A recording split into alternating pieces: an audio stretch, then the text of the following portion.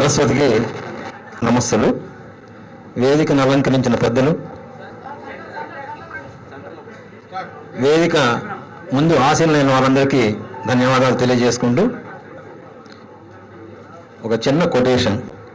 గొప్ప నటన, గొప్ప జీవితం రెండూ జతగూడి ఒకే వ్యక్తిలో ఒదిగి ఉండటం చాలా అరుదైన విషయం.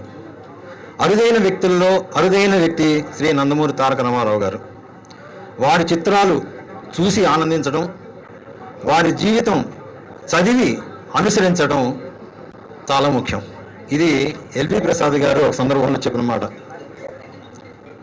నేను 29 మార్చి 1982లో పార్టీ స్థాపిస్తే ఏప్రిల్ 4, 1982లో నేను పార్టీ ఆఫీసులో ఉద్యోగిగా చేరాను.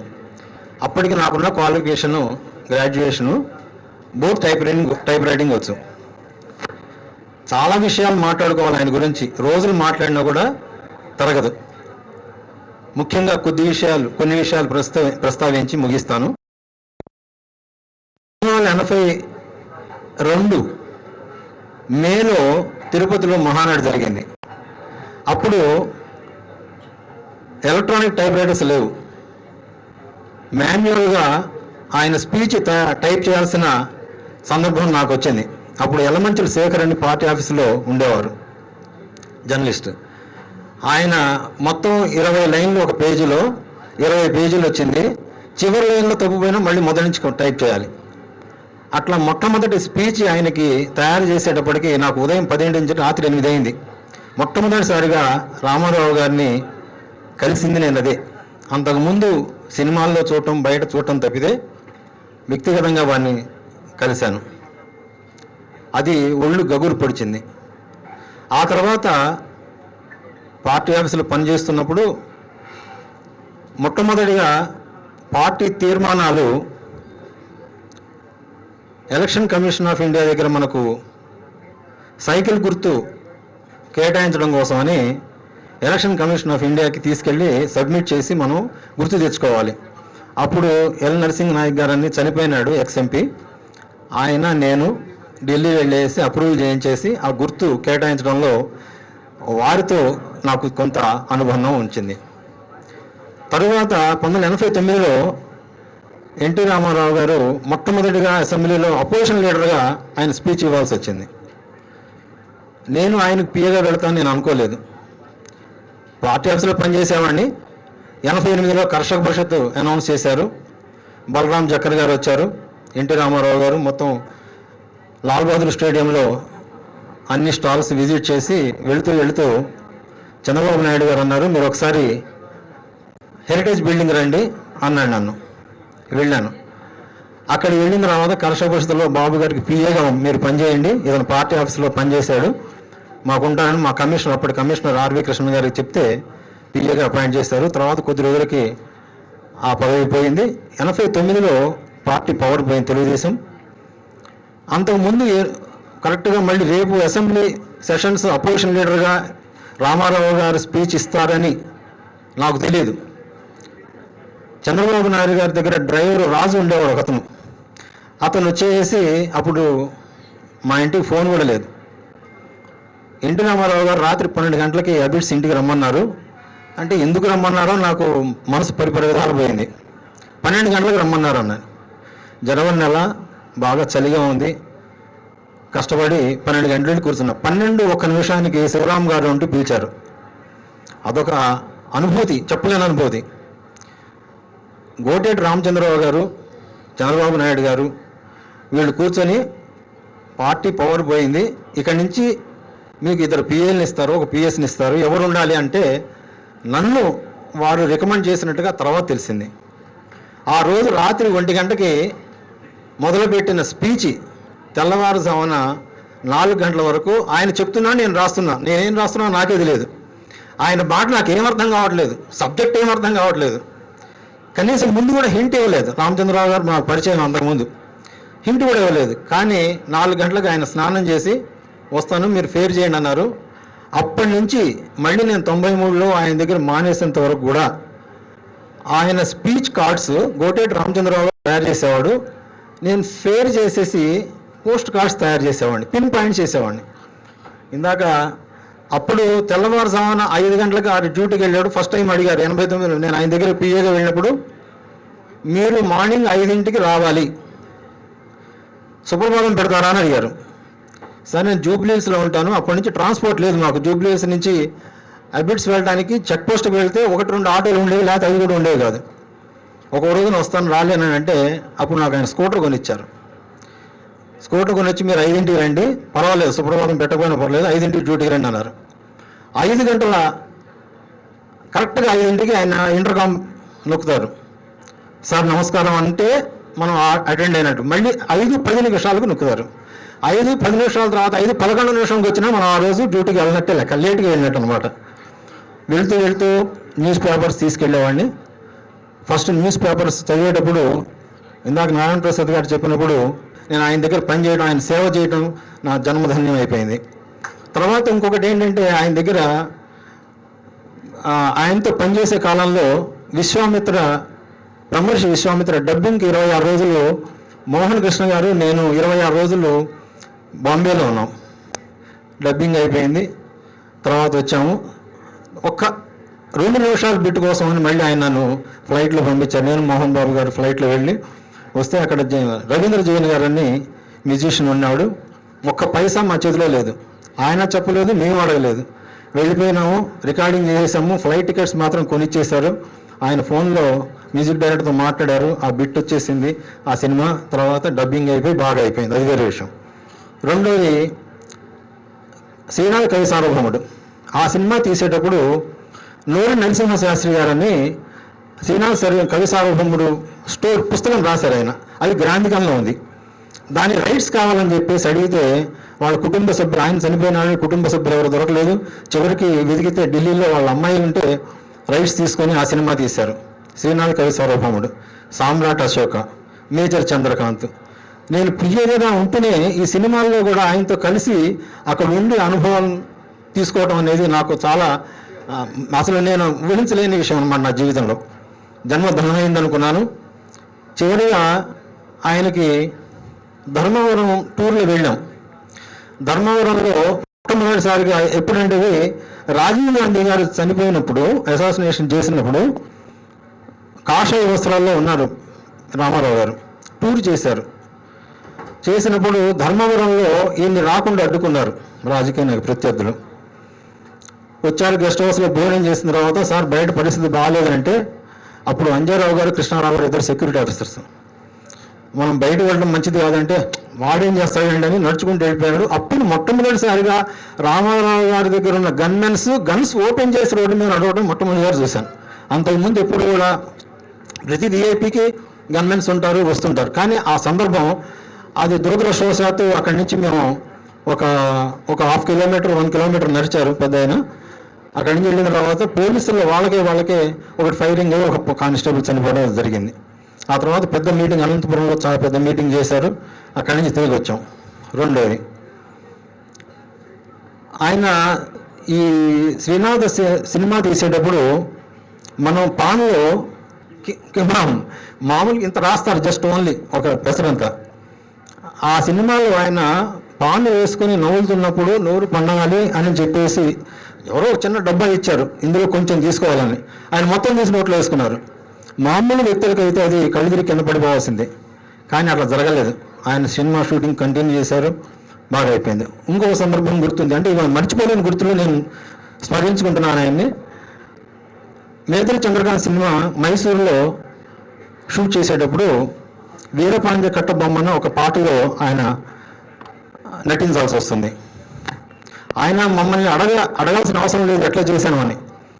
ఆ షూట్ అయ్యేటప్పుడు పైన వాళ్ళు అరేంజ్మెంట్ చేసినప్పుడు ఆ ఫోర్స్కి ఆ కుర్చీ వెనక్కి పడిపోయి ఆయన పడిపోయినప్పుడు కవచం ఉన్నది, ఆ కవచం వెనక్కి ముందుకి తట్టుకోలేకపోయినాడు. బాగా దెబ్బ తగిలింది, కానీ ఆయన మాత్రం దాన్ని ప్రదర్శించలేం. ఆ రోజుకి ఆ పూటకి షూటింగ్ క్యాన్సిల్ చేసి మోహన్ బాబు గారు మేము గెస్ట్ హౌస్కి వెళ్ళారు, అడిగారు శివరామ్ గారు ఎట్లా ఉంది, ఆ పాట బాగా వచ్చిందని. సార్ మీరు కొంచెం ఓవర్గా యాక్ట్ చేశారని అనిపించిందండి అన్నాడు. అప్పటికి మా మధ్యలో లేని విషయం ఏంటంటే వీరపాండ్య కట్టం బొమ్మనుగా తమిళ్లో శివాజీ గణేష్ గారు యాక్ట్ చేశాడు. సహజంగా ఆయన రామారావు గారి కంటే కూడా ఎక్కువగా ఓవర్గా ఎక్స్ప్రెషన్స్ ఇస్తాడు అనమాట. అది గుర్తు తెచ్చుకొని ఆయన గుర్తు చేశారు. ఆయన చేశారు కాబట్టి ఆయనకంటే బాగా చేయాలి, అందు గురించి నేను అట్లా చేశానని చెప్పారు. అట్లా ఈరోజు ఆయనతో మాట్లాడుకుంటే ఆయన విషయాలు ఆయన తరఫున ఆయన గురించి మాట్లాడుకుంటుంటే ఒక రోజు సరిపోదు. ఎన్నో అనుభవాలు ఆయన దగ్గర పనిచేసేది, నేర్చుంది discipline and punctuality. Discipline, punctuality ఆయన దగ్గర ఆయన చూసి నేర్చుకోవాలి. ఆ రోజు నుంచి నేను ఈ రోజు వరకు తెల్లవారుజాము 4 లేస్తాను. 4 ఒక నిమిషం వెనక ముందు కాదు, 4 లేస్తాను. నా యాక్టివిటీ మొదలవుతుంది. తర్వాత నేను డిపార్ట్మెంట్కి వెళ్ళాను. డిపార్ట్మెంట్లో పనిచేసి రిటైర్ అయినాను. రిటైర్ అయ్యి కూడా 6 సంవత్సరాలు అయిపోయింది. ఇప్పుడు కూడా ఆయన స్మృతులను మొదలుసో తర్వాత మాకు ఆయన అపోజిషన్ లీడర్ అయిన తర్వాత మాకు కోటేశ్వరరావు గారు, పిఆర్ మోహన్ అని చనిపోయాడు. పిఆర్ మోహన్, మాగంటి గోపీనాథ్ గారు, తర్వాత అమరచంద్ర దయాకర్ రెడ్డి, వీళ్ళందరూ కూడా ఒక సైన్యంలాగా ఏర్పడ్డారు. ఒక 9 మంది 10 మంది ఏ ప్రోగ్రాంకి వెళ్ళినా, ట్రైన్లో వెళ్ళినా, విమానంలో ఎక్కడైనా సరే మొత్తం వీళ్ళు మాత్రం ఈ బ్యాచ్ రామారావు గారిని కాపు కాసుకుంటూ ఉండేవాళ్ళు. అందులో నన్ను కూడా చేర్చేవాళ్ళు. నేను పొట్టిగా వెనక తోసేసేవాళ్ళు జనం. ఆ మధ్యలో నేను నన్ను ముందు వేసుకెళ్ళేవాళ్ళు. నా దగ్గర 2 విషయాలు, ఆయన స్పీచ్ కార్డ్స్ ఉండేవి, ఆయన వాటర్ బాటిల్ ఉండేది, ఆయన ఇంకొక పుస్తకం 2-3 పుస్తకాలు ఉండేవి, నాప్కిన్స్ ఉండేవి. ఏది కింద పడిపోయినా కూడా మనం ఆ జనంలో తీసుకోలేని పరిస్థితి. అట్లాంటి పరిస్థితుల్లో ఆయన దగ్గర పనిచేసిన తర్వాత బై రోడ్లు ఎన్నో విషయాలు. ఇంకొక చిన్న విషయం చెప్పి ముగిస్తాను, దయచేసి పెద్దలు మన్నించండి. లాస్ట్ ఎలక్షన్స్లో కుప్పం ఎన్నికలు, కుప్పంలో లాస్ట్ మీటింగ్ బెంగళూరులో ఫ్లైట్ 8:30కి మాకు ఎవరో చిత్తూరు జిల్లా వాళ్ళు ఒక కారు ఇచ్చారు. ఆ కారు బాగానే ఉంది. రోడ్డు మీద కోలార్ గోల్డ్ మైన్స్కి వచ్చేటప్పటికి మన టైం అయిపోయిందండి, మనం వెళ్ళలేము, మనకు ఎవరు ఎస్కాట్ లేరు, చెన్నై వెళ్ళిపోదాం అన్నాడు. మాకు చెన్నై అంత దూరం ఉంటుందని తెలియదు. తెల్లవారుజాము 3 అయింది, మేము చెన్నై వెళ్ళిపోయాం అక్కడి నుంచి 8:30కి. అదేమైంది, 8:30కి వెళ్ళాల్సిన ఫ్లైట్ 10:30 అయింది. అసలు మేము బెంగళూరు వెళ్ళిపోయేవాళ్ళం. అక్కడి నుంచి డైరెక్ట్గా చెన్నై వచ్చేసి బాలయ్యబాబు గారి ఇంటికి వెళ్దామంటే వద్దన్నాడు. వద్దే ఎయిర్పోర్ట్లో పడుకొని తెల్లవారుజామున ఆయన ఫ్లైట్ ఎక్కించి మేము నెక్స్ట్ డే వెళ్ళాం. అదొక బెటర్ ఎక్స్పీరియన్స్. ఎవరి దగ్గర డబ్బులు. ఆ రోజు మేమందరం ఆఫీసులో ఆయనతో పాటు నేను పనిచేస్తున్న వాళ్ళు లోకేంద్రనాథ్, కృష్ణారావు గారు, నేను, ముగ్గురు దగ్గర 300-500 ఉన్నాయి, పెద్ద ఆయన దగ్గర 500 ఉన్నాయి. ఆయన టికెట్ తీసి హైదరాబాద్ పంపించి ఇక్కడ వాళ్ళకి ఫోన్ చేసి తర్వాత మేము ట్రైన్లో రావడం జరిగింది. ఇవన్నీ కూడా ఇంకా చాలా విషయాలు ఉన్నాయి, చెప్పుకోవడం సమయాభావం లేదు కాబట్టి ఈ విషయంగా రామారావు గారికి, వారి కుటుంబ సభ్యులు అందరూ కూడా క్షేమంగా ఉండాలని, వీళ్ళందరూ కూడా మనం గుర్తు తెచ్చుకోవాలి, స్మరించదగిన వ్యక్తులు. వారికి తర్వాత చెప్తున్నాను. వీరందరినీ స్మరించుకుని, ఎన్టీ రామారావు గారిని స్మరించుకునే అవకాశం ఇచ్చిన ఈ కమిటీ సభ్యులకు, టీడీ జనార్దన్ గారు అండ్ మరి పెద్దలందరికీ కృతజ్ఞతలు తెలియజేస్తూ సెలవు తీసుకుంటున్నాను. జై NTR. Thank you very much అండి. చంద్రశేఖర్, పెద్ద ఆయన వ్యక్తిగత సహాయకుడు, పొద్దుటూరు చంద్రశేఖర్ వారి అనుభవాలను చెప్తారు. మా నందమూరి తారక రామారావు గారు నేను చిన్నప్పటి నుంచి ఆయన అంటే ప్రేమ, అభిమానము, ఆదరాభిమానంతో ఆయనతో కలిసి ఆయన పనిచేశానండి. ఆయనతో నాకు ఆరోగ్యం బాగాలేక బాగా బ్రహ్మాండంగా ఆయనకు ఏ టయానికి తిండి పెట్టేవాడు, ఈ టయానికి టాబ్లెట్స్ ఇవ్వాలి, ఈ సోమనాథ్ గారు చెప్పారు ఇందాక. ఆయన చీటీ రాసి అన్నారు 12 గంటలకు ఉదయము అని. ఆ టాబ్లెట్స్ ఆయన టయానికి తీసుకుంటా, ఆయన టయానికి జ్యూస్ అన్ని చేసుకుంటా, ఆయన సేవ చేసుకుంటా. రమేష్ గారు ఆరోగ్యం, కడప జిల్లా పొద్దుటూరు నుంచి వచ్చాడు. కొద్దిగా ఆరోగ్య ఇబ్బంది ఉంది, చిన్న పక్షవాతం ఉంది. అయినా అన్నగారి పేరు చెబితే లేచి నడిచి వచ్చిండు ఇక్కడ దాకా. అది అన్నగారి స్ఫూర్తి. మాజీ ఎంపీ శ్రీ యలమంచిలి శివాజీ గారు వారి అభిప్రాయాలు తెలియజేస్తారు. అయ్యా, ముందు మాట్లాడిన పెద్దల విషయాలన్నీ కూడా తెలియజేశారు. మళ్ళీ పునరుచ్చారణ చేయాల్సిన అవసరం లేదు. అయితే రామారావు గారు గురించి చెప్పాలంటే ఆయన విజయానికి కారణం డిసిప్లిన్. ఎంత డిసిప్లిన్ అంటే మా ఊళ్ళలో చెబుతూ ఉంటారు, మా ఊరు రామారావు ఊరు ఒక 5-6 మైళ్ళ దూరంలో ఉంటారు, పక్క పక్కన. సినిమాల్లోకి వెళ్ళినప్పుడు కొత్తలో ఎల్వి ప్రసాద్ గారు ఒకటి చెప్పారంట, షూటింగ్ చేస్తా కత్తి ఏదో ఆ సీన్లో ఉందంట, ఇలా నోట్లో పెట్టుకోమన్నారు. నోట్లో పెట్టుకోమని నేను చెప్పే వరకు మళ్ళీ తీయమాకమన్నారంట. ఆ షెడ్యూల్ అయిపోయిన తర్వాత లంచ్ అవర్ అయింది, మళ్ళీ తర్వాత అట్లాగే ఉంది, కత్తి అట్లాగే పెట్టుకున్నారంట. ఆయన పెట్టుకుంటే ప్రసాద్ గారు అన్నా అంట, ఏంటో ఎట్లాగే పెట్టుకున్నామంటేనో మీరు చెప్పారు కదా, మీరు చెప్పే వరకు తీయదని నేను దిగలేదన్నా అంట. అయితే రామారావు గారు ఏ మాత్రం డిసిప్లిన్ లేని రంగానికి, సినిమా రంగానికి ఒక డిసిప్లిన్ నేర్పింది ఎన్టీ రామారావు గారు చెప్పి మనం చేస్తున్నాం. అదే మాదిరిగా రామారావుతో పాటుగా నాగేశ్వర కూడా వారి స్థాయిలో వారు ఈ రంగానికి ఒక డిసిప్లిన్ తీసుకొచ్చారు. తర్వాత వచ్చిన వాళ్ళు మా కృష్ణ కానీ, లేకపోతే మోహన్ బాబు కానీ, శోభన్ బాబు కానీ దాన్ని ఫాలో అయ్యారు. ఈ ఫాలో అవటం వలన తెలుగు సినిమా రంగానికి ఒక డిసిప్లిన్, అదే మాదిరిగా రాజకీయాల్లో ఒక డిసిప్లిన్. ఇంకొక విజయానికి కారణం ఏంటంటే తెల్లవారున 3:30కి లేకటమే ఆయన విజయ రహస్యం. 3:30కి లేచి రెడీగా కూర్చునేవాడు. రెడీగా కూర్చుంటే 1972 ఆంధ్ర చేసినప్పుడు నేను గోవిందలక్ష్మి గారు మద్రాసు పోయాం. మద్రాసు పోయి రామారావుని కలిసాం. రామారావుని కలిసి మంచి చెడ్డ మాట్లాడితే ముందు మాట్లాడటానికి ఎక్కడికి దొరుకుతారు మనకంటే వాహన దగ్గరికి వెళ్తే నాగిరెడ్డి గారు వీళ్ళందరితో సమావేశం పెట్టుకుని మాట్లాడుతుంటే ఇక్కడ కాదులేమని చెప్పి వారితో మాట్లాడిన తర్వాత రామారావు ఇంటికి వెళ్ళి కూర్చుని మాట్లాడాం. సరే, ఆయన ఆ రోజుల్లో ఆయన సమైక్య రాష్ట్రాన్ని గురించి ఎక్కువ ఆయన. అది అయిపోయిన తర్వాత 1982 ఫిబ్రవరిలో గుంటూరు దగ్గర చిలకలూరుపేటలో మా జనార్దనులకు తెలుసు, శరవసింగం తీసుకొచ్చి కిసాన్ ర్యాలీ పెట్టాం. చాలామంది జనం ఎవరికెవరి ట్రాక్టర్లో వాళ్ళే డీజిల్ కొట్టించుకుని డబ్బు ఖర్చు పెట్టకుండా లక్షలాది మంది జమ అయ్యారు. అక్కడ ప్రయత్నం లేకుండానే జమ అయిన తర్వాత మాకు అయినమూడి చక్రధర్ గారు అని ఒక పెద్ద ఉండేవాడు. చక్రధర్ గారు బెదవాడు వచ్చి నన్ను 9 చోదరుని పిలిచి, ఏంట్రా మీటింగ్ ఎట్లా జరిగింది, మీ అభిప్రాయం ఏంటన్నాడు. మీటింగ్ అయితే చాలా బాగా జరిగింది, కానీ ఐఎమ్ సారీ ఫర్ దమ్ అండి జనం గురించి అన్నదండి. ఏంటి అట్ట మాట్లాడుతున్నాం అన్నాడు. అంతమంది జనం వచ్చారు అంటే ప్రభుత్వం మీద వ్యతిరేకత ఉంది, దాన్ని ఉపయోగించుకునే శక్తి మన existing political parties, opposition parties కూడా లేదు, దాని గురించి నిర్వీర్యం అయిపోతుందండి. అంటే ఓ పని చేయండి రా, వాడు రామారావు ఏదో పార్టీ పెడతానంటున్నాడు, ఏదో అంటే రాజకీయాల్లోకి వస్తున్నాడు, వెళ్ళి మాట్లాడరమ్మన్నాడు. మాట్లాడరమ్మంటే 9 గారు రేపు వస్తాను రేపు వస్తానని చెప్పి ఆలస్యం చేస్తానంటే నేను ఒక్కడే పోయాను. రామారావుతో పరిచయం లేదు. మా జగ్గారావు కొందరు జగ్గారావు బాబు రామారావుతో టైం తీసుకో వెళ్ళి మాట్లాడాలంటే తీసుకెళ్ళాడు. తీసుకెళ్ళిన తర్వాత కూర్చోబెట్టి మాట్లాడాడు. ఆయన పొద్దున బట్టి ఇచ్చి చాలాసేపు మాట్లాడాడు. అయ్యా, మీరు రాజకీయాల్లోకి వస్తే మంచిది, సంతోషం, కొంచెం బాగు చేయవచ్చు దేశాన్ని, కాకపోతే ఉన్న పార్టీల్లో మాత్రం మీరు జాగ్రత్తగా కొత్త దుకాణం పెడితే మంచిది, ఉన్న పార్టీలో చేరితే నువ్వు ఢిల్లీకి రా, మళ్ళీ పోవానికి రా, కూర్చొని నుంచో అంటారు, మనం వాళ్ళతో సాగలేవండి, మా ఢిల్లీ అనుభవం మాకు ఉందని చెప్పారు. ఎందుకంటే అప్పటికైనా 19 మాసాలు జైల్లో ఉన్నాయి ఎమర్జెన్సీలో. ఉమ్మడి రాష్ట్రంలో నేనే ముందుగా అందరికన్నా ఎక్కువ ముందు జైలుకి వెళ్ళింది.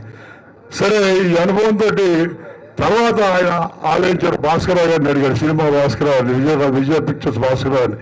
ఎవరైనా శివాజీ అనేవాడు వచ్చాడు, వాడి సంగతి ఏంటి, మంచి ఏంటి, చెడ్డ ఏంటి అని చెప్పి అడిగితే ఆయన ఏం చెప్పాడంటే, నాకైతే పెద్దగా పరిచయం లేదండి, శివలింగ రామకృష్ణ గారికి బాగా దగ్గరగా ఉంటాడు, వాళ్ళందరూ కూడా ఆయన అంటే గౌరవంగా చూస్తారండి అన్నాడు. మొత్తానికి ఒక అభిప్రాయం పడింది ఆయన. ఇక 82 మార్చిలో దుకాణం ఇక్కడ. దుకాణంలో అప్పుడు నేను కూడా గుంటూరు నుంచి వచ్చేసి ఇక్కడ ఒక 20 రోజులు ఉన్నాం. రోజు తెల్లగా పొద్దున్న ఆయన దగ్గరికి వెళ్ళటం, కూర్చోవటం, ఆయన చెప్పింది వినటం. వాళ్ళు వచ్చేవారు. ఒకరోజు కైకాల సత్యనారాయణ వచ్చాడు. అన్నగారు చూసారా అంతా నాకు ఉత్తరం రాస్తున్నారు, గుడివాడలో పోటీ చేయమని. ఆయన రామారావు గారు సినిమాల్లో ఉన్న ఆయన సహచరులతో కానీ మిగతా వాళ్ళు కానీ ఎవరిని ఎంకరేజ్ చేయాలి పార్టీలోకి రమ్మని, ఆయన ఒక్కడే వచ్చాడు ఆయన. సరే, అది అలాగుండగా ఈ క్యాండిడేట్లు సెలక్షన్ ఇదంతా జరిగింది. సినిమా వస్తున్నారు అప్పుడు, చంద్రశాసన సినిమా అనుకుంటాను. బండి ఆయన మీదకి వెళ్ళాను. ఆయన మీదకి వెళితే ఆయన అసలు రెస్ట్ తీసుకుంటే 1 రోజు 2 రోజులు అన్నాం. ఎట్ల బండి, ఏమిటి మీరు మాట్లాడుతున్నారు, ఏమన్నా అర్థమవుతుందో, నేను రోజు ప్రాణాపాయం చేస్తాను, ఈ యాక్సిడెంట్ నన్నేం చేస్తాయని చెప్పి మళ్ళీ రెస్ట్ తీసుకోకుండా మరి షూటింగ్ లేకపోయినా కానీ దాన్ని డబ్బింగ్ చేయటం మొదలుపెట్టాడు కూర్చొని అక్కడ. అలాగా చేసేవాడు ఆయన. అలాగా చేస్తూ ఉంటే అప్పుడు నేను ఒక చిన్న పుస్తకం తయారు చేశాను, ఏమని, ఈ కాంగ్రెస్ తెలుగు జాతిని రక్షిస్తుందని చెప్పి. రామారావు గారు ఏం చేసేటప్పుడు ఒక పెద్ద వ్యాసం రాయమంటే ఒక ఫుల్ పేజీ వ్యాసం ఒకటి రాసినప్పుడు తెలుగుదేశం పార్టీ పెట్టినప్పుడు అది ఈనాడులో వచ్చింది. ఈ కాంగ్రెస్ తెలుగు జాతిని రక్షిస్తుందని చెప్పి వ్యాసం రాస్తే రామారావు కూడా ఆ పుస్తకాన్ని బాగా నలిపి ఏ ఊరు మీటింగ్ పెట్టినా కానీ దాంట్లో నుంచి చేసేవాడు. తర్వాత ఆయన కమిట్మెంట్, సరే ఎంత కమిట్మెంట్ అంటే మన రామకృష్ణది బాలకృష్ణది ప్రచారంలో ఉండగా పెళ్ళయింది. పెళ్ళైతే మా కూచిపూడి రామారావు అమ్మాయినే ఇచ్చారు మన రామకృష్ణకి. ఇస్తే పెళ్లి కూతురుని చూడటానికి కానీ తిరుపతిలో పెళ్లి అయితే పెళ్లికి కానీ రామారావు వెళ్ళలేదండి. తర్వాత మనం చాలా మంది చూస్తున్నాం, వాళ్ళ బంధువుల ఇంట్లో ఎవరైనా చిన్నపిల్లాడు ఇది పుట్టిన అయితే జన్మదినం అయితే వాళ్ళు ఈ రాజకీయాలన్నీ మానుకుని సంగతి అంతా మానుకుని దాంట్లో గొంతులేసే పరిస్థితిలో రామారావు గారి బిడ్డల వ్యవహారం జరిగితే దానికి వెళ్లకుండా వాళ్ళు చూడకుండా దాని మీద నిబద్ధతతో పనిచేశాడంటే ఆయనకి జైలు పథకాలని చెప్పుకోవడం అలా చేస్తున్నాం. అన్న తర్వాత నేను మా ఎన్నికల్లో పోటీ చేయలే. మొదట్లో పోటీ చేయమంటే నాకు పెద్దగా అసెంబ్లీలో మోలు చేస్తున్నారు. మధ్య మధ్యలో ఇప్పుడు నేను అసలు అలింగ్ కావట్లేదు, ఏదైనా చైర్మన్ బట్ చైర్మన్ లేదు, పోలేదు అండి, ఏదో కాలక్షేపం చేద్దామంటే నేను ఒక ఉపన్యాసంలో మాట ఏం చెప్పానంటే అప్పుడు దాన్ని బాక్స్ కట్టేశారు ఆ రోజుల్లో, డాక్టర్ జకీల్ అండ్ హైడ్ అని చెప్పి. ఏంటంటే రామారావు గారిని గురించి ఇందిరాగాంధీ వెళ్ళినందరినీ ఆంధ్రదేశం నుంచి వెళ్ళిన కాంగ్రెస్ నాయకులంతా అడుగుతూ ఉండు, ఏమిటి రామారావు గోల ఏంటి, అసలు జనం ఏంటి, ఆ గోల ఏంటంటే ఆయన సినిమాలో దేవుడు వేషాలు వేస్తారండి, అందు గురించి రాముడు కృష్ణుడు ఆయనని జనం అంతా ఎగబడుతున్నారు అన్నారండి. అయితే మీరు పని చేయండి, దానికి వ్యతిరేకంగా రావణాసురుడు దుర్యోధనుడు వేషాలు వేసేవాళ్ళు ఉన్నారు కదా, వాళ్ళని తీసుకురండి మన దగ్గర మన పార్టీలో పెడదామని. అది కూడా ఆయన వేస్తారండి అన్నారంట. రెండు ఆయన వేస్తే మనం ఏం చేస్తామని అని చెప్పి చేతులు ఎత్తేసిందంట. అప్పుడు ఇండియన్ ఎక్స్ప్రెస్ రాశాడు, the Indira Gandhi threw her hands in despair when the issue toll, రెండు వేషాలు ఆయనే వేస్తాడని చెప్పి. ఆ మాదిరిగా నేను ఒక రోజు ఢిల్లీ నుంచి వస్తుంటే నేను పార్లమెంట్లోకి వెళ్ళిన తర్వాత వస్తుంటే పక్కన కూర్చున్నాక ఏదో ఒక మాట చెప్పా, సార్ అన్నగారు నిజంగా రాముడు కృష్ణుడు మళ్ళీ తిరిగి బతికొచ్చినా కూడా మేము నిజమైన రాముడు ఆయన నిజమైన కృష్ణుడు అంటే వాళ్ళు ఎవరు నమ్మరండి, అన్నగారే కృష్ణుడు అన్నగారే రాముడు అంటారు కానీ మీరు ఎవరు అంటారు అనే పరిస్థితి అంటే ఆయన కూడా పగపగా నవ్వాడు. ఆ మాదిరిగా ఆ ప్రచారం చేస్తూ ఉండగా ఒకరోజు మొదట్లో 82లో అట్ట తిరిగి చీరాల నుంచి తెల్లవారుపాటికి దగ్గుబాటి చంద్రబాబు గారింటికి కారం చెల్లి వెళ్తే భోజనం పెట్టారు. ఆ భోజనం వడ్డించేవాడు రామరాజు తోట అదే మొదలు కదా, వాడు నోరు తెరుచుకుని చూస్తా అట్లా కంగారు పడతా కొంత అన్నం టేబుల్ మీద పడింది. అది తీసుకుని గబామని మళ్ళీ పల్లెలు వేసుకునే బ్రదర్ అన్నం నేను వేస్ట్ చేయలేదా, దీనికోసం కదా మనం కష్టపడతామంటే అన్నం పరబ్రహ్మ స్వరూపం అని చెప్పి ఆ రకంగా పొదుపుగా చూసే పరిస్థితి. ఇంకో పర్యాయం మన సోమరాజు గారు లేకపోతే మన నారాయణ ప్రసాద్ గారు చెప్పారు కానీ డాక్టర్ల వాళ్ళ గురించి రాయపూడి అనే ఊరు ఉంది నరసరావుపేట దగ్గర ఊరింటే ఎన్నైనా ఆయన పొద్దునపూట బ్రేక్ఫాస్ట్ రావాలని చెప్పి అరేంజ్ చేశాడు. మంచి పెసరట్టు, దాంట్లో ఉల్లిపాయ, అల్లం, మిర్చి అంత వేసి ఒక్కొక్కరికి ఇంత వెన్నపూస పెట్టాడు. వెన్నపూస పెడితే మేమంతా అక్కు పక్షులం కదా, అది కింద పెట్టాం. ఆరోజు అయిపోయింది. అది కూడా ఇటున్న బ్రదర్ అన్నాడు. అది కూడా ఇటున్న బ్రదర్ అంటే సార్ మరి కొలెస్ట్రాల్ ఎవడే చెప్పింది మీకు అంతా ఈ డాక్టర్లు అట్టాగా అంటారులే, మనం చేసే పనికి ఇదే క్రాక్ చేస్తాయా అనేవాడు ఆయన. తర్వాత ఆ మాదిరిగా ఆయన ఏం చేసినా సరే ఒక సంచలనం, ఏం చేసినా సరే ఒక ప్రజలు పేదవాడు వాళ్ళ గురించి. రామారావు గారి దగ్గరికి అనేక మంది లోక్సభ సీటు ఇవ్వమని, అసెంబ్లీ సీట్లో మని డబ్బులు ఉండాలి తిరిగితే వాళ్ళు ఎవరిని కూడా దగ్గరికి చేరలేదు. భాస్కర్ రావు గొడవ వచ్చినప్పుడు ఆగస్టులో 1983 ఆగస్టులో భాస్కర్ రావు గొడవ వచ్చినప్పుడు మీ అందరికీ ప్రజలకి ప్రజానీకానికి తెలియని సంగతి ఒకటి ఏంటంటే ఎలాగే జరిగింది మళ్ళీ తిరిగి ఎలాగే పెట్టారనే దాంట్లో ఎన్జి రంగా గారి పాత్ర, ఎల్వర్తి నాయుడమ్మ గారి పాత్ర కూడా ఉందనే సంగతి మనం గుర్తు చేసుకోవాలి.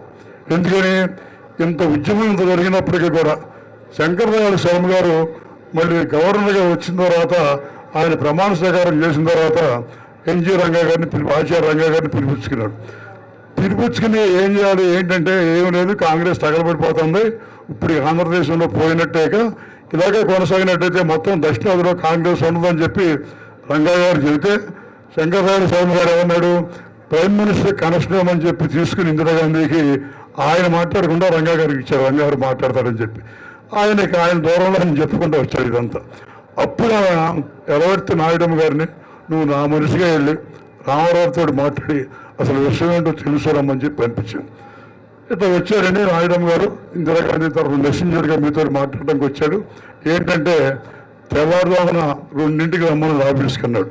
అప్పుడు కార్యక్రమం అంతా ఆ స్టూడియోలో జరుగుతూ ఉండేది ముషీరాబాద్లో.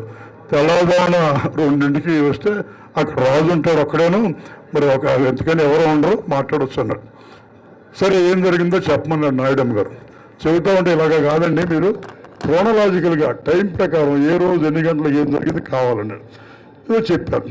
చెప్పిన తర్వాత మన గోటేడు రామచంద్ర అనే వాళ్ళు పిలిస్తే ఇలాగా కాదు, మీరు మొత్తం దానికి ఒక రిపోర్ట్ తయారు చేసి ఇవ్వమంటే మర్నాడు తయారు చేసి టైప్ కొట్టి మర్నాడు 10ంటికి ఇంత ఫైల్ తయారు చేసి ఇస్తే ఆ ఫైల్ తీసుకుపోయి ఇందిరాగాంధీకి నాయుడమ్మ గారు ఇస్తే అప్పుడు పునరాలోచనలో పడి మళ్ళీ రామారావు గారు తిరిగి ప్రతిష్టత చేయడానికి ఆయన ప్రాతిపదిక వేసిందనే వాస్తవాన్ని చరిత్రలో సరిగ్గా రికార్డు కాలేదు.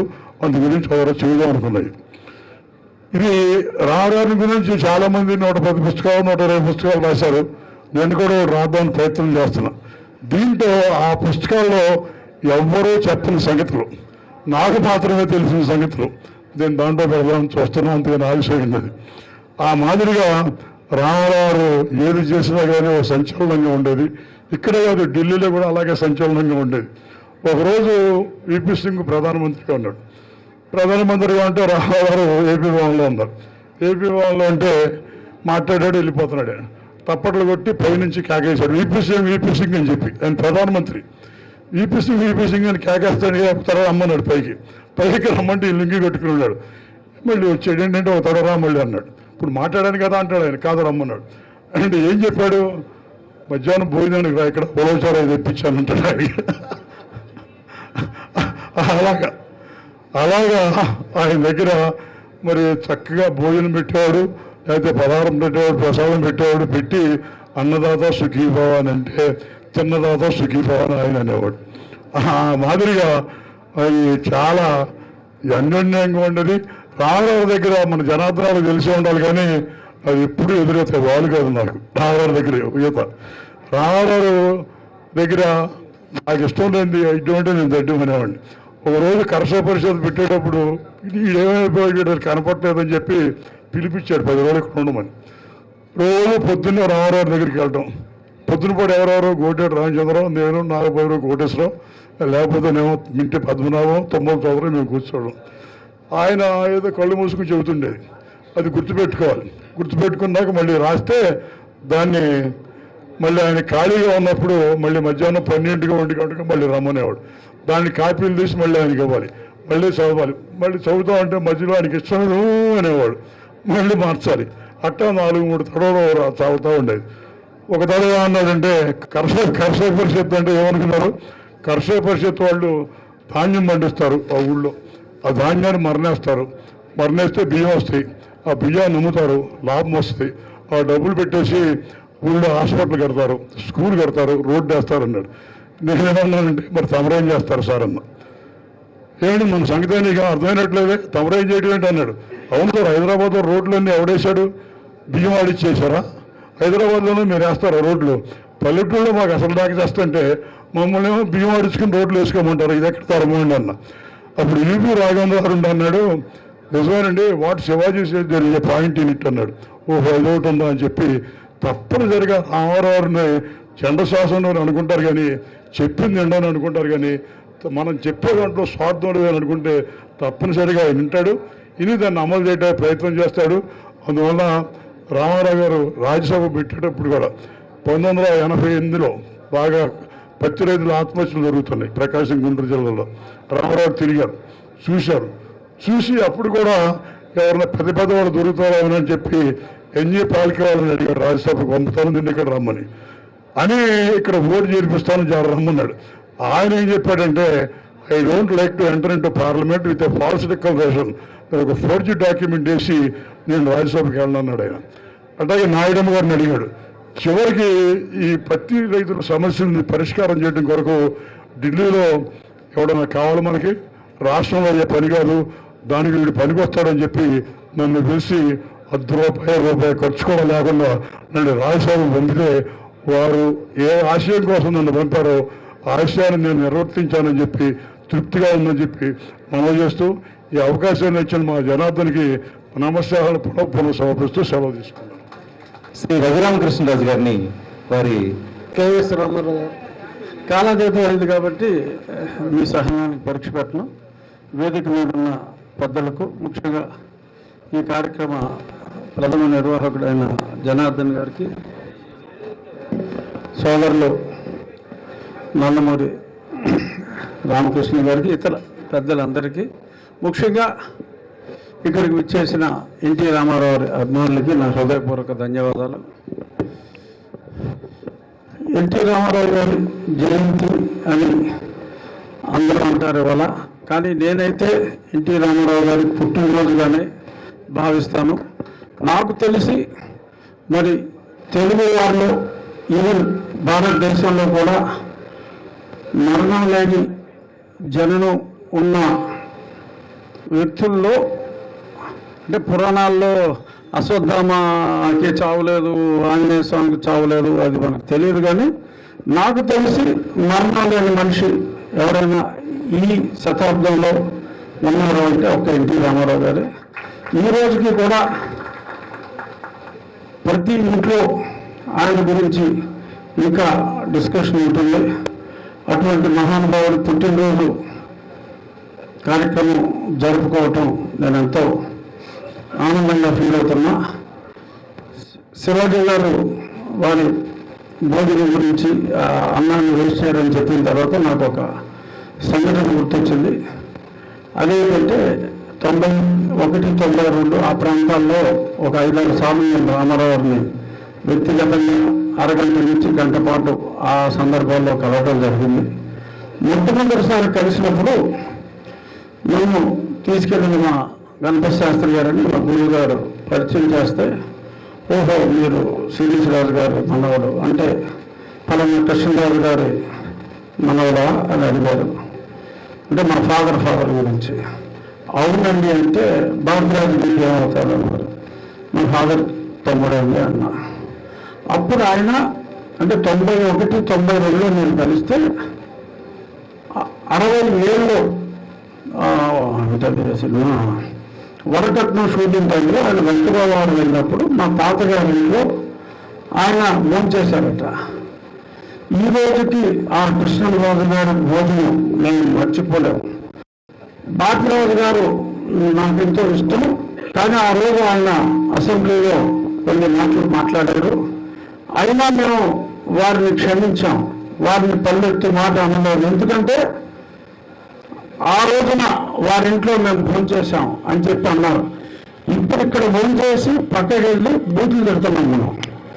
ఎక్కడైనా కూడా ఎవరు పెడితే ఆమె తిడుతున్నారు ఈ రోజుల్లో. అటువంటి ఎన్టీ రామారావు గారు అప్పటికి 25 సంవత్సరాల క్రితం ఆయన తిన్న భోజనాన్ని గుర్తు చేసుకొని ఇంకా అంత అద్భుతంగా మాట్లాడుతున్నారంటే నిజంగా మనిషి అనాలా, ఆయన దేవుడు అనాలా అన్నది నిజంగా నాకు అర్థం కాల. అటువంటి గొప్ప వ్యక్తి అంటే ఒక్క చిన్న ఇన్సిడెంట్ చాలు ఆయన వ్యక్తిత్వాన్ని గురించి మాట్లాడుకోవటానికి. అలాగే మరి ఆయన శ్రమజీవి అందరూ చెప్పేదే, కానీ ఆయన ఎంత శ్రమజీవి అంటే రోజుకి 16 గంటలు పనిచేసేవాళ్ళు ఆయన. నేను ఎన్టీ రామారావు గారు కూర్చొని సినిమా అంటే కూడా నాకు చాలా ఇంట్రెస్ట్. రామారావు సినిమాలు చూస్తానే ఎదిగా. నా చిన్నప్పుడు బాగా అల్లరి చేసేవాడిని అని చెప్పి గొడవ చేసేవాడిని. తిక్క శంకరరావుని నన్ను పిలిచేవాడట. అప్పుడు రామారావు సినిమా వచ్చింది. ఆ సినిమా టైటిలే 1 సంవత్సరం 2 సంవత్సరాల పాటు నా చిన్నప్పుడు పెట్టారు. 62లో ఎన్టీ రామారావు గారి సినిమాలు 6 సినిమాలు 100 రోజులు ఆడినాయి. 65లో 8 సినిమాలు 100 days ఆడినాయి. జనవరి నెలలో వచ్చిన 2 సినిమాలు కూడా ఒకదానికి ఒకటి పోటీగా పండవ కోసం ఇంకోటి ఆడ బ్రతికారు. ఒకదాని నుంచి ఒకటి 25 వందల సినిమాలు.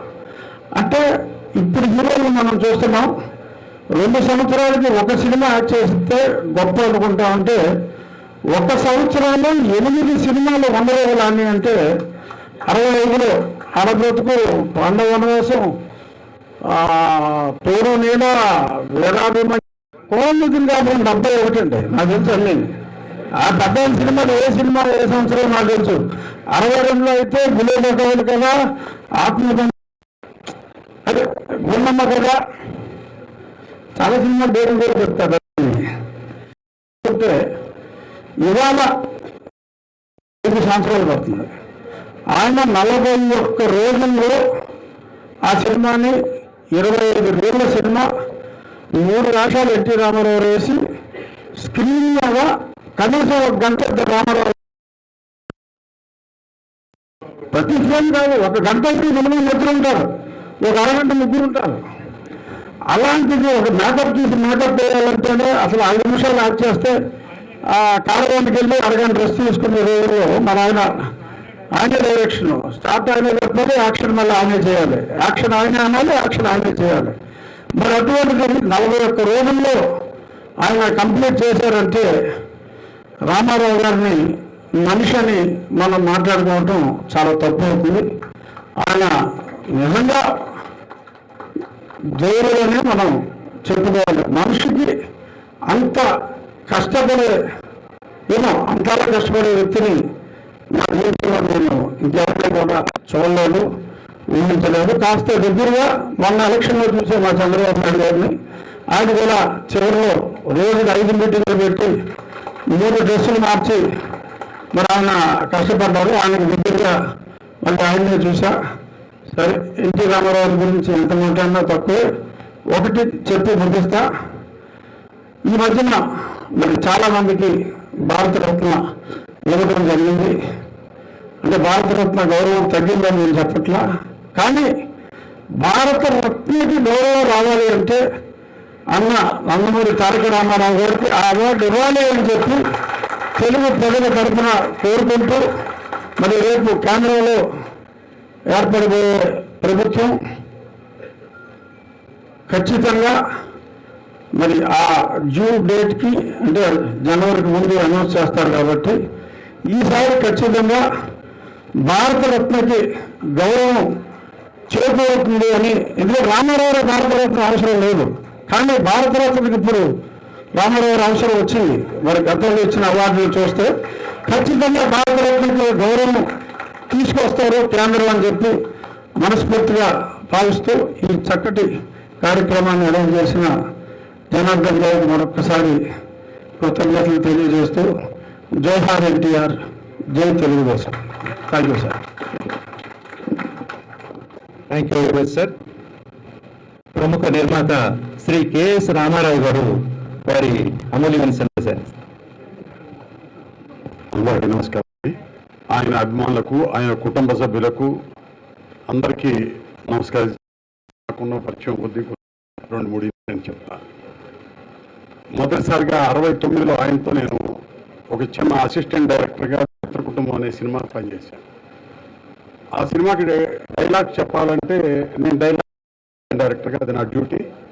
డైలాగ్ చెప్పమని డైరెక్టర్ గారు వెళ్ళి డైలాగ్ అని అంటే నా కాలంలో వణుకు స్టార్ట్ అయ్యేది ఆయన దగ్గరికి వెళ్ళాలంటే. ఆయన అప్పటికి కుర్చీలో కొంచెం నిద్రపోతారు ఆయన షార్ట్కి మధ్యలో. నేను వెళ్ళి ఆ డైలాగ్ చెప్పటం, సైలెంట్గా నుంచునేవాడిని లేదా అని, విన్నాం బ్రదర్ అని నిదానంగా ఒక మాట అనేవారు. దాంతో గబగబా వచ్చేసి వణుకు తగ్గించుకొని కూర్చునేవాడిని. సో ఆ విధంగా మొదటిసారిగా నాకు ఆయనకి దగ్గరగా పనిచేయడం జరిగింది ఒక అసిస్టెంట్ డైరెక్టర్గా విచిత్ర కుటుంబం.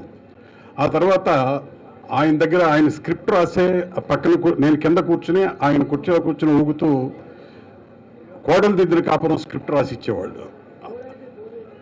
అది నేను పుస్తక రూపంలో తీసుకొచ్చా, సంకలనం చేసి ఒక పుస్తక రూపంలో తీసుకురావడానికి ఆయన ప్రత్యేకంగా అదొక పబ్లిసిటీ ప్రత్యేకత. సో పబ్లిసిటీ ఉపయోగపడుతుందని పుస్తకం రాయాలంటే కోడలు దిద్దిన కాపురానికి ఆయన స్క్రిప్ట్ రాసేవాళ్ళు. నేను దాన్ని పుస్తక రూపంలో తీసుకొచ్చా, నా పేరుతోనే ఉంటుంది అది. ఆ తర్వాత సిటీ కేబుల్ ఇక్కడ ఇంట్రడ్యూస్ చేయడానికి ఆయన రెండోసారి ముఖ్యమంత్రి అయినప్పుడు నేను కొద్దిగా పరిచయం ఇట్లా జనార్దన్ రెడ్డి గారు లాంటి వాళ్ళు ఎవరితో పరిచయం ఉంటే అట్లాంటి వాళ్ళతో ఆయన దగ్గరికి వెళ్ళాలంటే గుర్తుంది బ్రదర్ అని చెప్పి అది కొత్తది డిజిటల్ సిస్టంలో ఎంటర్టైన్మెంట్ ప్రజల దగ్గరికి తీసుకెళ్లే కొత్త సిస్టమ్ అది ఈ కేబుల్ సిస్టమ్. అది హరిహర కళాభవన్లో ఏర్పాటు చేయడానికి ఆయన దగ్గరికి రావటం, ఆయన యాక్సెప్ట్ చేయటం, ఆయన చేతుల మీదుగా ఇప్పుడున్న ఈ డిజిటల్ సిస్టమ్ ఏర్పాటు చేయటం జరిగింది హైదరాబాద్లో. ఆ విధంగా నాకు కొద్దిగా ఆయనతో కొంచెం అంత పరిచయం, ఆయన గుర్తుపట్టి అంత పరిచయం ఉంటుందని నేను అనుకోను. నేను కొంచెం దూరంగానే ఉంటా జనరల్గా, ఇట్లాంటి వాటికి కొంచెం ముందుకెళ్ళటం, ఈ కెమెరాలు ఎదురుగుండా రావటం ఇది పెద్ద నాకు అంత అలవాటు లేదు. అయితే ఇప్పుడు మనం కూర్చున్న ఈ cultural centre, film Nagar cultural centre నాంది, దానికి మొదటిసారి బీజం పడింది రామారావు గారి దృష్టిలోనే. మేమంతా మద్రాసులో ఉండి మద్రాసు నుంచి హైదరాబాద్ ఎలా రావాలి, ఏం చేయాలి అనే టైంలో చాలామంది ఫ్రెండ్స్ అందరం కలిసి డివిఎస్ రాజు గారి ఆధ్వర్యంలో అబిట్స్లో ఉన్న వారి ఇంటికి ఆయన ఆహ్వానించారు. ఆయన ఇంటికి దాదాపు ఒక 25-30 మంది ప్రొడ్యూసర్స్ వచ్చాం. ఆయన బ్రేక్ఫాస్ట్ ఏర్పాటు చేశారు. మార్నింగ్ ఫ్లైట్ దిగటం, ఎయిర్పోర్ట్ నుంచి బేగంపేట ఎయిర్పోర్ట్ నుంచి తినగా అబిట్స్కి రావటం. ఆయన బ్రేక్ఫాస్ట్ ఏర్పాటు చేసి బ్రేక్ఫాస్ట్ అయిన తర్వాత చెప్పండి బ్రదర్ ఏం చేద్దాం, ఏం కావాలి, మీరంతా ఎందుకు రాలేదు, మీ బాగుంది కదా ఇక్కడ రండి అని అంటే, అప్పుడు సార్ ఇక్కడికి వచ్చి మేము ఏం చేయాలి, ఎట్లా చేయాలి, ఆ రాళ్ళు, పెద్ద పెద్ద బండలు, ఈ కొండలు ఇవి చూస్తే మాకేమీ అర్థం కావట్లేదు సార్, ఇక్కడ ఇల్లు కట్టుకోవాలంటే ప్రాబ్లం అవుతుంది, మేమంతా కలిసి కూర్చొని మాట్లాడుకోవడానికి కూడా ఏం లేదు. అక్కడైతే ఆంధ్ర కల్చరల్ అసోసియేషన్ అని ఉండేది మద్రాసులో. ఆ అలవాటుతో అట్లాంటిది మేమంతా కలిసి ఒక చోట ఫ్రెండ్లీగా కూర్చొని మాట్లాడుకోవడానికి, మంచి చెడు మాట్లాడుకోవాలంటే ఒక ప్లేస్ కావాలి సార్ అని అంటే, అప్పుడు ఇక్కడున్న కాదు సూర్యనారాయణ గారు, డివిఎస్ రాజు గారు అప్పుడు ఈ ఫిలిం నగర్ సొసైటీ ప్రెసిడెంట్, వాళ్ళిద్దరూ ఈ కొండను చూపించడం జరిగింది. సరే మీ ఇష్టం, మీరు ఏది అది చేద్దామని చెప్పి ప్రసాద్ గారు ఎవరో సమ్ సెక్రటరీ గారు, నాకు అంత పరిచయం కానీ ఆయన చెప్పారు. చెప్పగానే ఇది బహుశా జిహెచ్ఎంసీ ఇవ్వాలనుకుంటా, బట్ ఆయన జీవో చేసి వెంటనే ఏమన్నారు కానీ అది ప్రొసీజరల్గా కాదండి, ఇది జిహెచ్ఎంసీకి కంట్రోల్లో ఉంటుంది, వారి దగ్గర నుంచి పర్మిషన్ తీసుకోవాలన్నారు. ఈలోపు ఏదో రకరకాలుగా రాజకీయ పరిణామాలు రకరకాలుగా వచ్చి తర్వాత చంద్రబాబు నాయుడు గారు ముఖ్యమంత్రి అయ్యారు. ఆయన చేతుల మీదుగా రామారావు గారు ఆ రోజు చెప్పిన ఈ ఫిలిం నగర్ కల్చరల్ సెంటర్ ఈరోజు ఇట్లా ఏర్పడటానికి కారణం వాళ్ళిద్దరూ. ఆ రోజు రామారావు గారు, ఆ తర్వాత వారి చంద్రబాబు నాయుడు గారు చేశారు. ఆ తర్వాత నేను ఫౌండర్ సెక్రటరీగా 10 years చేశాను. ఆ తర్వాత ప్రెసిడెంట్గా 3 times చేశాను ఇక్కడ. అయితే ఇదంతా ఎందుకు చెప్తున్నానంటే, చాలామంది బయట వెయిట్ చేస్తున్నారు ఆయన జయంతి కోసం, ఈ ప్రోగ్రాంకి అందరూ రావాలని. అయితే వచ్చిన వాళ్ళు 10 మంది లేకపోతే 100 మంది 1000 మంది కాదండి, కొన్ని లక్షల మంది ఇట్లాంటి ప్రోగ్రాం కోసం ఎదురు చూస్తున్నారు. అది మీ ఆధ్వర్యంలో, జనార్దన్ గారు మీ ఆధ్వర్యంలో ఈ ఫిలిం నగర్ కల్చరల్ సెంటర్లో ఇంకా పెద్ద ఏరియాస్ చాలా ఉన్నాయి. ఎక్కువ మందిని పిలవక్కల, అసలు ఇట్లా జరుగుతుందని చెప్తే వచ్చేసే అభిమానులు ఉన్నారు. ఆయన్ని రామారావు గారు సినిమా హీరోగా కన్నా ఒక గొప్ప రాజకీయవేత్తగా, ఒక గొప్ప మహామనిషిగా, ఇంకా చెప్పాలంటే రాముడుగా, ఈ దేశంలో రాముడు అంటే ముందు గుర్తుకొచ్చేది రామారావు గారే. ఆ అయోధ్యలో రాముడు, బాలరాముడు వీళ్ళంతా కాదు, అక్కడ కూడా ఆయన్నే చూస్తాం. నేను ఈ మధ్య చూశాను, అక్కడ ఆయన పోలిక లేదే అనుకున్న మనసులో. రామారావు గారి పోలిక గురించి అట్లా ఆలోచించేవాళ్ళు రాముడు అంటే. సో అలాంటి వ్యక్తికి చేయాలంటే ఈ కల్చరల్ సెంటర్ ఆల్మోస్ట్ మన అందరికీ చలనచిత్ర పరిశ్రమ కోసం ఇచ్చింది ఇది. సో ఎప్పుడైనా ఎటువంటిదైనా మీకు హక్కు ఉంది, మనకు హక్కు ఉంది. రామారావు గారు వేసిన బీజం ఇది కాబట్టి అందరినీ పిలవండి. కొన్ని లక్షల మంది ఎదురు చూస్తారు ఇట్లాంటి ప్రోగ్రాం చూడటానికి. ఖచ్చితంగా మీరు చేయగలరు, అందరూ వస్తారు. సో వారందరికీ ఈ కమిటీకి ధన్యవాదాలు చెప్తూ మరోసారి రామారావు గారిని తలుచుకుంటూ ఆయనతో కలిసి అత్యంత తక్కువ వ్యవధిలో ఎక్కువగా మా బాల్య స్నేహితుడు అశ్విని దత్ సినిమాలు తీస్తూ ఉంటే ఆయన హీరోగా అనేక సినిమాలు తీశాడు. ఆయన రోజు ఆయనతో కలిసి వెళ్ళేవాళ్ళం. ఈయనతో ఎప్పుడు తీస్తానా అనుకునేవాడిని. అప్పటికి నేను ఓన్లీ అభిమానిని, only radio publicity, other publicity's చూసే మనిషిని. ఒక అసిస్టెంట్ డైరెక్టర్గా ఆయనతో కలిసి పనిచేయటం జరిగింది. అటువంటి నేను ఆయనతో సినిమా తీద్దాం అనుకునే లోపే అదే అశ్విని దత్తం అగ్నిపర్వతం సినిమా ఊటీలో చేస్తా అంటే రామారావు గారు ఎయిర్పోర్ట్ నుంచి ఫోన్ చేశారు, దత్తు నేను రాజకీయాల్లోకి వెళ్తున్నాను, రాఘవేంద్రరావు గారి డైరెక్టర్, నేను మద్రాసు వెళ్తున్నాను, హైదరాబాద్ వెళ్తున్నాను, రాజకీయాల్లోకి వెళ్తున్నాను, మీరంతా కూడా వస్తే బాగుంటుందన్న. ఆ రోజు అందరూ అక్కడ ఇదేంటి ఈయన రాజకీయం ఏంటి, ఈయన సడన్గా వెళ్ళిపోవటం ఏంటి, చాలా అన్ఎక్స్పెక్టెడ్గా చేశారు ఆయన. మామూలు అప్పుడు డైల్ ఫోన్స్ ఉండేవి, సెల్ ఫోన్స్ కూడా ఉండేవి కాదు అగ్నిపర్వతం టైంలో. సో ఆ రకంగా మేమంతా ఊటీలోనే ఉన్నాం, మేము కూడా నేను అక్కడే ఉన్నా. ఆ టైంలో ఆయన రాజకీయాల్లోకి రావటం అదొక సర్ప్రైజ్, అందరూ ఆశ్చర్యపోవటం. ఏదేమైనా ఆయన ముద్ర, ఈ కారణ జన్ముడి ముద్ర ఉంది. ఆత్మగౌరవం అనేది 41 సంవత్సరాల క్రితం ఎలా అయితే ఆయన అన్నాడు, ఇప్పుడు అదే పరిస్థితిలో ఉన్నాం మనం. సో ఖచ్చితంగా ఆత్మగౌరవం మరొకసారి ఆయన పేరుతోనే మనం ఖచ్చితంగా నిలుపుకుంటాం. ఆంధ్ర ప్రజలందరికీ గర్వించదగ్గ మనిషి, ఇండియానే భారతదేశమే గర్వించదగ్గ మనిషి, ప్రపంచ దేశాలంతా ఆయన గురించి చెప్పుకునే అంత గొప్ప వ్యక్తి. నమస్కారం, థ్యాంక్ యూ. పుండరీకాక్షయ్య గారి అబ్బాయి నాగేశ్వరరావు గారు వరసండి. హలో, సభకు నమస్కారం అండి. టీడీ జనార్దన్ గారికి, మా రామకృష్ణ బాబుకి, అలాగే యలమంచిలి శివాజీ గారికి, త్రిపులార్ గారికి, కెఎస్ రామారావు గారికి, ఇలా వేదిక అలంకరించిన పెద్దలకి, పాత్రికేయ మిత్రులకి అందరికీ నా వందనం అండి. నేను ఆ మహానుభావుడికి కుటుంబ సభ్యుల్లో ఒకరిని అని చెప్పుకోవడానికి ఎంతో గర్వపడుతున్నాను. ఆ గర్వాన్ని కలుగు చేసింది మా తండ్రి గారు అట్లూరు పుండరీకాక్షి గారు. నేను ఇంకా గర్వంగా చెప్పగలిగేది ఏంటంటే, ఇప్పుడు అందరూ చాలామంది చెప్పారు, ఎన్టీఆర్ ఆ మహానుభావుడికి అత్యంత సన్నిహితులు. ఆయన పెళ్లి కాకముందు నుంచి, ఆయన స్టూడెంట్గా ఉన్న రోజుల నుంచి ఆయనకి ఎంతో సన్నిహితంగా. ఒక చిన్న మాట, వారు తండ్రి గారు పుండరీకాక్ష పేరెత్తారు, వారు తండ్రి సమానులు. వారు అంటే చాలా గర్వంగా చెప్తున్నాను. వారు అంటే ఆయనకి 14 సంవత్సరాలు, మా ఫాదర్కి 12 సంవత్సరాలు.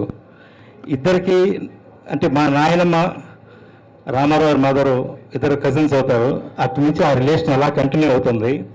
సో మా ఫాదర్కి నాటకాలు అవన్నీ కూడా చాలా ఇంట్రెస్ట్, ఆయనకి చాలా ఇంట్రెస్ట్. అలా ఇద్దరు నాటకాల గురించి ప్రస్తావించుకోవటం, ప్రాక్టీసులు చేయటం ఇలా అప్పటి నుంచి చేస్తూ ఉండేవారండి. చేసి వాళ్ళకి ఏంటంటే విజయవాడలో రామ్మోహన్ రావు కళా మందిరం ఉండేదండి. అందులో ఒక 800 కెపాసిటీ ఎంత ఉంటుంది. వీళ్ళు చాలా నాటకాలు ఆడుతూ, అంటే ఈ నాటక ప్రదర్శనకి డబ్బులు ఇచ్చి వస్తారా రారా, వాళ్ళకి డబ్బుల గురించి కాదండి, వాళ్ళు చేసే ప్రదర్శన అందరూ చూడాలి, మన హాల్ నిండాలి, అదే వాళ్ళ కాన్సెప్ట్. ఆ కాన్సెప్ట్లో వీళ్ళు రిహార్సల్ చేస్తే మా ఫాదర్ని చాలా అంటే A to Z అందరినీ పిలిచి రావడం, వాళ్ళందరికీ రిహార్సల్ చేయించడం, ప్రోగ్రామ్ అరేంజ్ చేయించడం, ఇవన్నీ ఆయన చూసేవారు. ఈయన కాలేజీ పనులు అవన్నీ చూసుకుని ఈయన వచ్చి జాయిన్ అయ్యేవారు. ఆయన పాత్ర ఆయన రిహార్సల్ చేస్తారు. ఇలా చేసుకుంటూ వెళ్ళి ఒక్కొక్క ఇంటికి వెళ్ళి, ఆ రోజుల్లో మా ఫాదర్ చెప్తున్నానండి, పావలా టికెట్ ఇంతంత, అది ఇంటింటికి వెళ్ళి మీరు ఫ్యామిలీ మొత్తం వచ్చి చూడాలి ఈ ప్రోగ్రాము, ఈ నాటకం అన్న పద్ధతిలో అందరినీ గ్యాదర్ చేసి వాళ్ళకి ఒక 50 రూపాయలు వచ్చేయండి. 25 రూపాయలు థియేటర్కి ఇచ్చి మిగతా ఖర్చులకి 25 రూపాయలు అయ్యేదంట. వాళ్ళు డబ్బులు ఎక్స్పెక్ట్ చేయకుండా వాళ్ళు ప్రతిభని చూపించుకోవడం కోసం, అందరికీ ఉల్లాసం కలిగించడం కోసం అలా చేసుకుంటూ, అంటే ఆ ప్రస్థానం మా ఫాదర్ది. అలాగే జగ్గయ్య గారు వీళ్ళు, తర్వాత సావిత్రి గారిని కూడా ఆవిడ అదే నాట్య ప్రదర్శన చేస్తుంటే ఆవిడకు కూడా డైలాగులు ప్రాక్టీస్ చేయించి వీరితో పాటు ఆ స్టేజ్ మీద కూడా నేషనల్ ఆర్ట్ థియేటర్స్ అనేది చేసుకొచ్చారు. తర్వాత రామారావు గారు మద్రాసు వచ్చినప్పుడు ఆయన ఇక్కడికి వచ్చి సెటిల్ అయిన తర్వాత ఫస్ట్ మా ఫాదర్కి టెలిగ్రామ్ పంపించి, నువ్వు మద్రాసు రావాలి అని చెప్పి పిలిపించుకుని తన ఇంట్లో పెట్టుకుని విజయ సంస్థలో ఆయన నెలవారీ జీతంగా చేస్తుంటే వారికి చెప్పి మా ఫాదర్ను కూడా 150 రూపాయల శాలరీకి అందులో జాబ్ ఇప్పించడం. ఆయన 3 నెలలు 4 నెలలు చూస్తే నువ్వు మంచి ఆర్టిస్ట్ అంటారు కానీ ఎవరు వేషాలు ఇవ్వట్లేదు.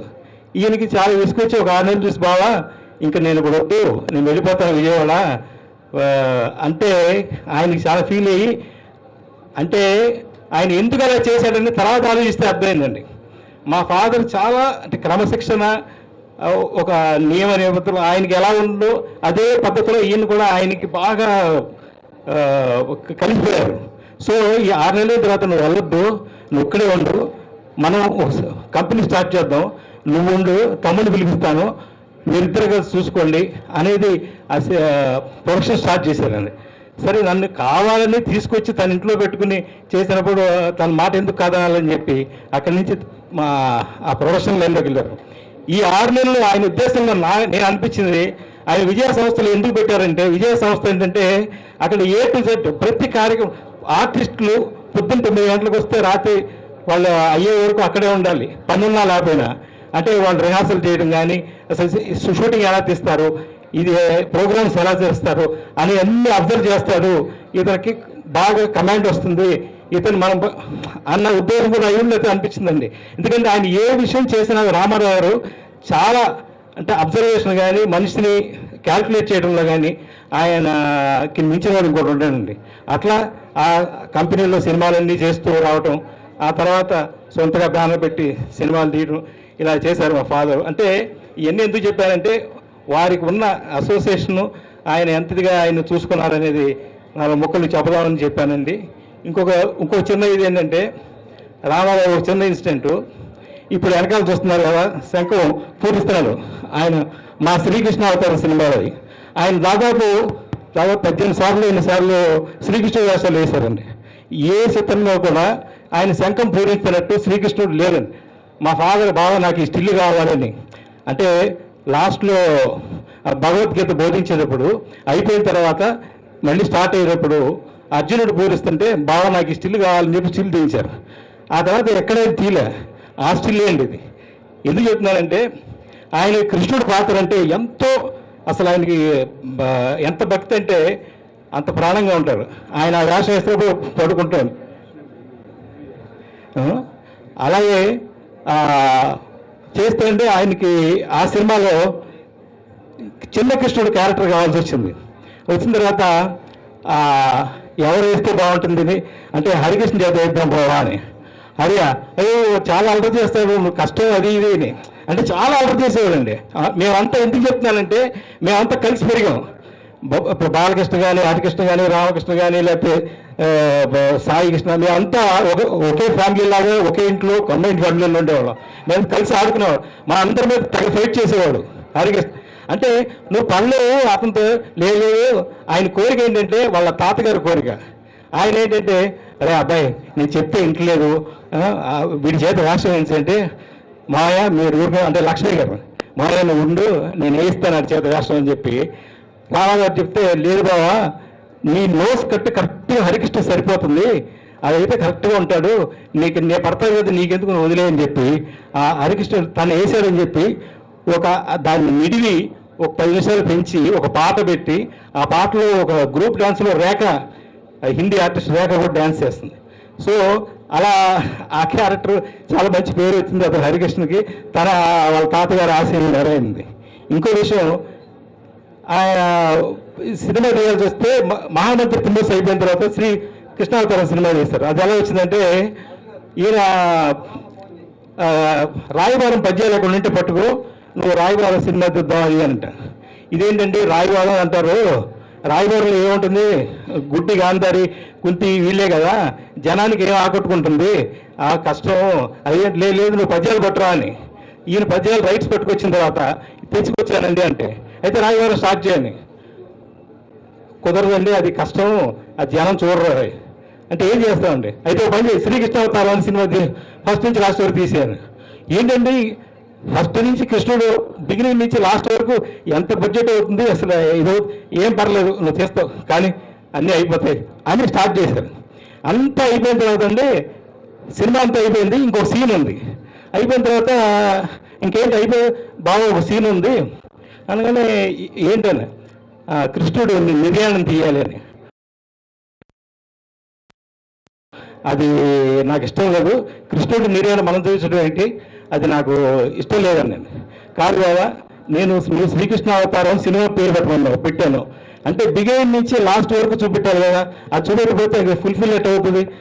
నాకైతే కావాలి అని మొండి పట్టుబడితే అంటే ఆయన అంటే ప్రొడ్యూసర్కి ఇచ్చే వాల్యూ ఎంత సొంత బాంబర్దైనా కూడా ఇది అడుగుతున్నాడు, ఓకే తన మాట ఎందుకు సార్ చేద్దామని చెప్పి చేస్తే దాన్ని ఎంతో పవిత్రంగా దాన్ని ఆ క్యారెక్టర్ని కృష్ణుడు లాస్ట్లో ఒక అడవిలో పడుకుని ఉంటే బోయవాడు ఇచ్చి బాణం వేస్తాడు, అది లేడీ అనుకుని ప్రేమించి అది వచ్చి కృష్ణుడు పట్టణంలో తగ్గుతుంది. అంటే ఆ క్యారెక్టర్ చేయనప్పుడు ఎంత తనకి ఇష్టం లేకపోయినా సరే ఎంతో పవిత్రంగా చేశారు. మీరు కావాలంటే ఎప్పుడన్నా చూస్తే తెలుస్తుంది. చేసి ఫైనల్గా త్రేతాయుగంలో శ్రీరామచంద్రుడిని, ద్వాపరయుగంలో శ్రీకృష్ణుడిని, ఇప్పుడు ఆద్యంతాలు లేని మహావిష్ణువుని అని చెప్పి అలా కలిసిపోతాడు. అంటే ఎందుకు చెప్పొచ్చానంటే ఆయనకి నచ్చకపోయినా సరే ఒక నిర్మాతకి కావాలని అడుగుతున్నప్పుడు అది త్రికరణ శుద్ధిగా ఆ పాత్రకి న్యాయం చేకూరుస్తారనే విషయం చెప్పాను. చాలా థ్యాంక్స్ అండి. ఆయన కారణ జన్ముడు అంటా ఉంది. అంటే మామూలు కారణ జన్ముడు అంటారు అందరూ. అంటే కారణ జన్ముడికి నిలువెత్తు నిదర్శనం.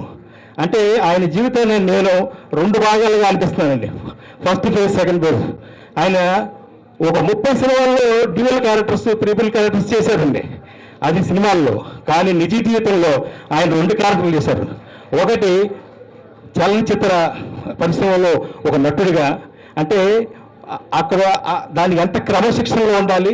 ఆయన్ని చూసి ఎంతోమంది ఇన్స్పైర్ అయ్యి సినిమా ఫీల్డ్కి వచ్చి నటులై బ్రహ్మాండంగా వాళ్ళ జీవితాల్లో సెటిల్ అయ్యారు.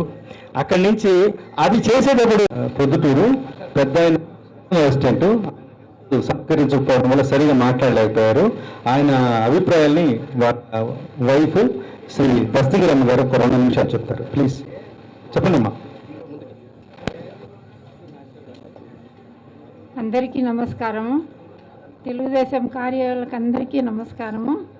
పెద్ద ఆయన కుటుంబానికి, నందమూరి తారక అందరికీ నమస్కారం.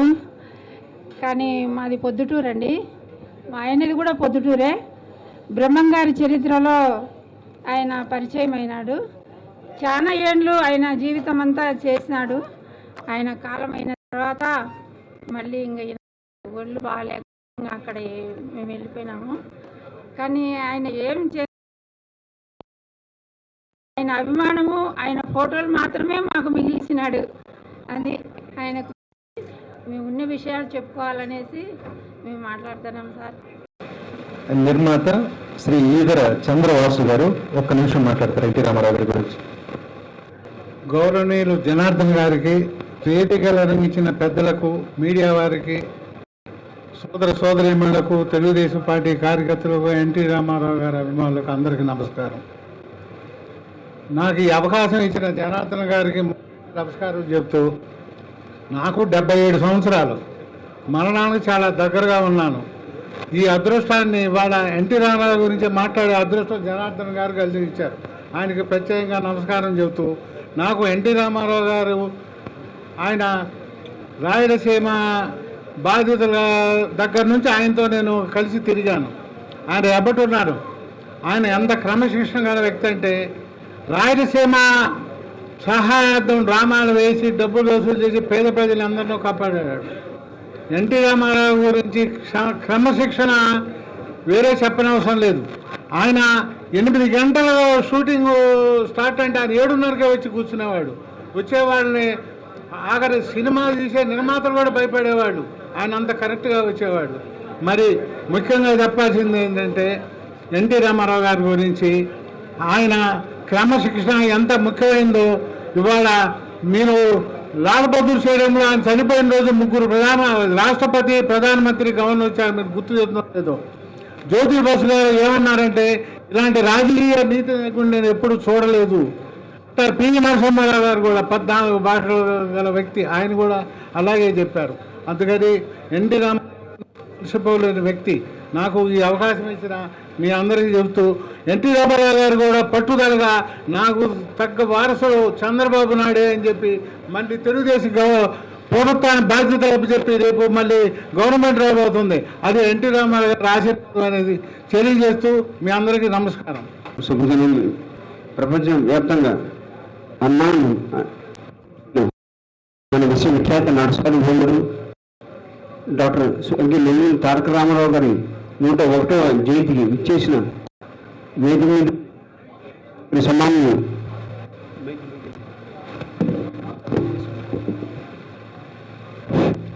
వేదిక మీద ఒక సోదరి సమ్మానం విలేకరులకు అభిమానులకు కుటుంబ సభ్యులందరికీ నా నమస్కారాలు.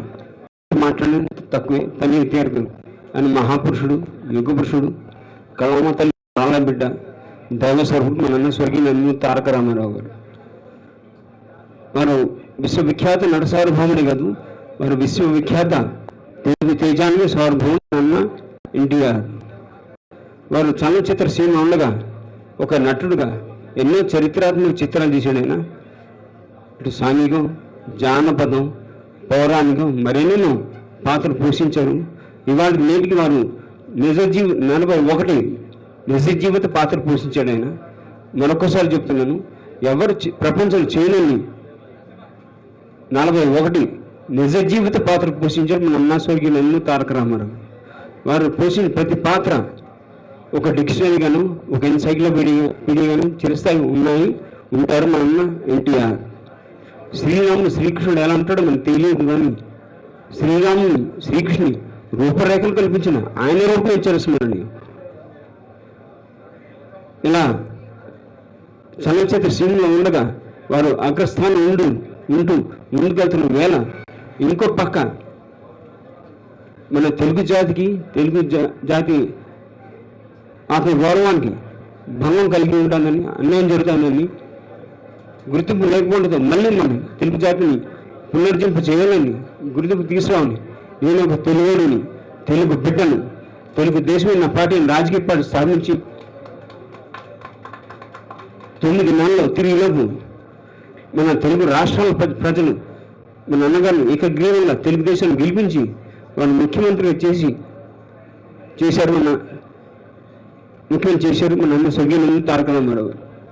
వారికి ముఖ్యమంత్రి అయిన తర్వాత మీ అందరూ తెలిసిన విషయమే, ప్రజలు ఎన్నెన్నో సేవలు అందించాడు ఆయన. తెలుగు జాతి మనది, నిండుగా వెలుగు జాతి మనది. ప్రాంతాలు వేరైనా మనందరం ఒకటేనన్న కుల మత ప్రాంతాలు అతీతంగా వాళ్ళు ప్రజలకు ఎంతెంతో సేవలు అందించాడు. బీసీ వర్గాలకు ఎంతెంతో సేవలు అందించాడు. ప్రాముఖ్యత ఇవ్వడం చేయడం జరిగింది. అలాగే ఒక పేదపాటి పెళ్లిగా, రైతన్నలకు అన్నదాతగా, కార్మిక సోదరులకు దన్నుగా, తెలుగుంటి ఆడపడుచుకు అన్నగా, ఇలా ఎన్నెన్నో సంక్షేమ పథకాలు కూడా అందించాడు ఆయన. మీ అందరూ తెలిసిందే. అలాగే తెలుగు భాష కూడా చాలా ప్రాముఖ్యత ఇవ్వడం చేయడం జరిగింది. ప్రభుత్వ కార్యాలయ పట్టాలపై, ప్రభుత్వ వాహనాలపై తెలుగు సువర్ణాక్షరాలతో ఉండాలని చేపట్టింది మన అన్న ఎన్టీఆర్. అలాగే మానవ సేవ మాధవ సేవ అంటూ మరో పక్క అన్నదానకు మించిన దానం లేదని నమ్మి తిరుపతి దేవస్థానంపై 1985లో మొట్టమొదట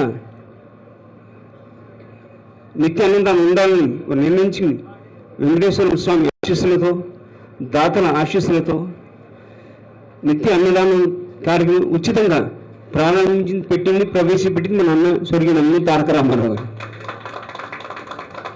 ఇలా వారు అందరూ అన్నట్టు వారి గురించి మాట్లాడుకుంటూ పోతే సమయం సరిపోదు. ఇప్పుడే చాలా సమయం ఆసన్నమైంది, లేట్ ఉంది.